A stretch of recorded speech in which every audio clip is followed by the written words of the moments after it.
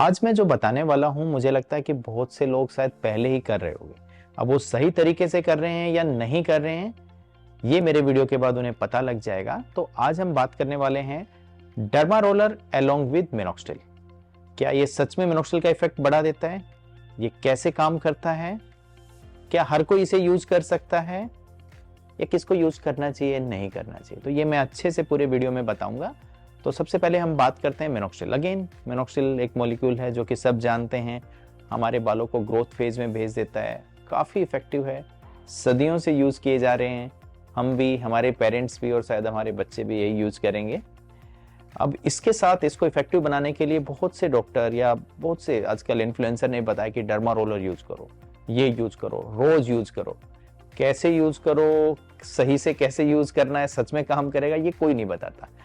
तो बिल्कुल मिनोक्सिडिल के बारे में हम बात कर चुके हैं। अब डर्मा रोलर के बारे में, डर्मा रोलर काम कैसे करता है? डर्मा रोलर, जैसा कि आप सब जानते हैं, जो नहीं भी जानते हैं, एक रोलर है जिसपे स्मॉल निडल्स लगी होते हैं, मल्टीपल निडल्स, और इसको हम माइक्रो नीडलिंग। अब ये क्या करता है? डेफिनेटली हम जब स्कैल्प में जिसको करते हैं तो ये कंट्रोल्ड इंजरी करता है, जिससे कि वो एरिया ज्यादा पोरस हो जाता है। अगेन ज्यादा मतलब वहां पे ब्लड सप्लाई भी बढ़ जाती है, आपका मिनोक्सिडिल ज्यादा इजिली पेनिट्रेट कर सकता है और जहां हेयर की रूट्स हैं वहां तक इजिली पहुंच सकता है, जहां पे ये काम करना चाहिए।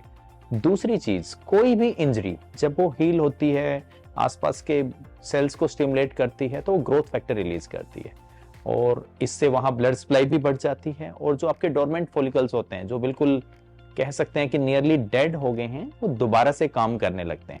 तो डर्मा रोलर अपने आप में भी न्यू हेयर की ग्रोथ कर सकता है। अब क्वेश्चन आता है कि भाई फ्रीक्वेंसी कैसे यूज करना चाहिए? बहुत सारे तो बोलते हैं डेली लगे हुए हैं बुरे हाल से डर्मा रोलर यूज करने। कभी भी डेली यूज नहीं करना है, weekly is more than enough. क्योंकि यदि आप ओवरली यूज करेंगे तो फिर स्कारिंग भी हो सकती है डर्मा रोलर का ओवर यूज से, तो उसे हील होने का टाइम दीजिए। फिर दूसरा क्वेश्चन आता है साइज।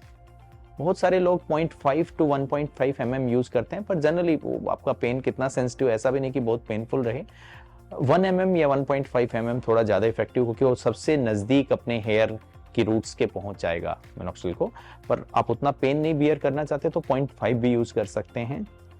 तीसरी चीज, हाइजीन बहुत जरूरी है।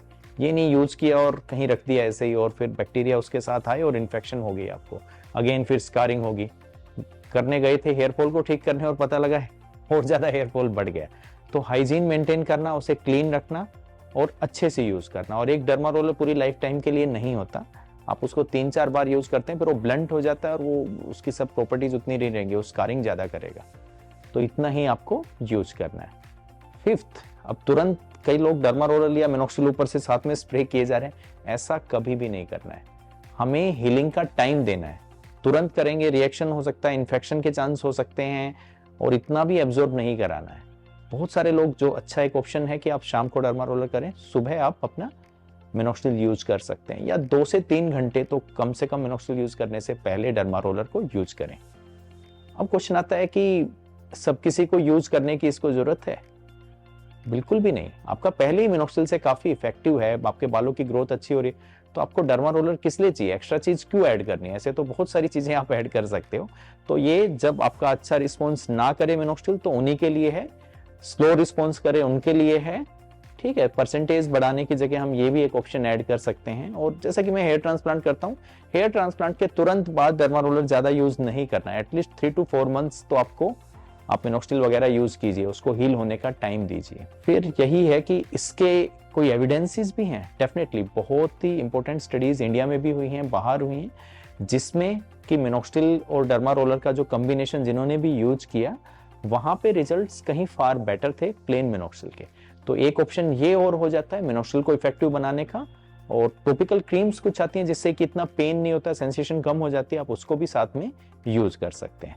तो अब आपको अच्छे से पता लग गया होगा कि डर्मा रोलर से मिनोक्सिडिल इफेक्टिवली हो सकता है, इसको कैसे यूज करना है, क्या क्या आपको ध्यान रखना है इसको यूज करने से पहले, और किसे ये यूज करना है। आपको वीडियो से सब कुछ पता लग गया होगा।